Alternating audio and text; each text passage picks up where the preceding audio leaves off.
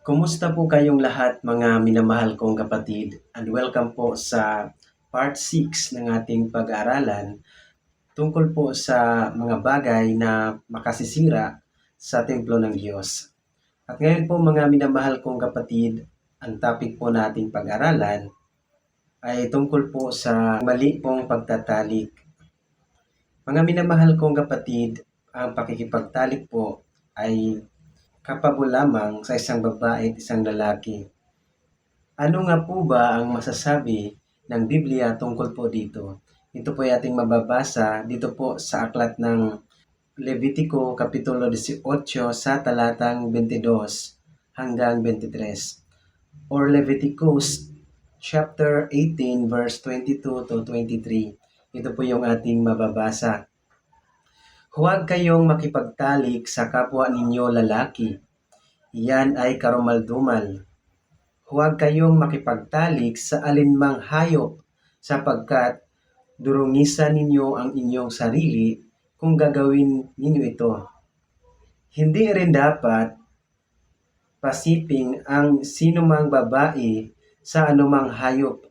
Ito ay kasuklam-suklam. Hallelujah. Dito po mga minamahal kong kapatid ay pinagbawal ng Diyos ang makipagtalik sa kapwa lalaki o kapwa babae, maging sa mga hayop. At ito po ang ating mababasa dito po sa aklat ng Unang Korinto, Kapitulo 6 sa talatang 9 or 1 Corinthians chapter 6 verse 9. Ito po yung ating mababasa.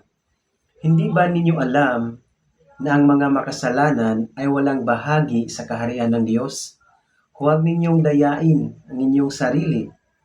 Ang mga nakikiapid, sumasamba sa Diyos-Diyosan, nangangalunya, nakikipagtalik sa kapwa lalaki o kapwa babae, nagnanakaw, sakim, naglalasing, nanlalait ng kapwa o nandaraya, ay walang bahagi sa kaharian ng Diyos. Mahigpit pong pinagbawal ng Diyos ang makipagrelasyon tayo sa kapwa nating lalaki o kapwa babae. Ito pong mensaheng ito, mga minamahal kong kapatid, ay hindi po ito panghusga. Ito po ay paalala ng Panginoon sapagkat ayon ng Diyos na pagdating ng panahon, tayo po ay maparusahan, tayo po ay mapunta dun sa dagat-dagatang apoy. Ayon ng Panginoon na maging ating buhay. Ayon ng Panginoon na tayo po ay mapapahamak. Mahal na mahal tayo ng Panginoon.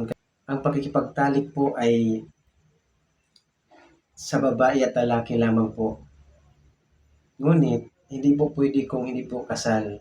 Ang pakikipagtalik ay para lamang po sa mag-asawa. Sa lahat po ng hindi pa kasal at nagkaroon na ng ganitong pakikipagtalik, ay nais po iparating ng Diyos na magpakasal po kayo. Mag-ipon po kayo ng pagpakasal. Kahit simple lamang, basta po mapakasalan niyo po ang inyong partner. Ay muli pong ibinanggit ang pakikipagtalik sa kapwa lalaki o kapwa babae. Dito po mga minamahal kong kapatid ay mahigpit po ang pinagbawal ng Diyos.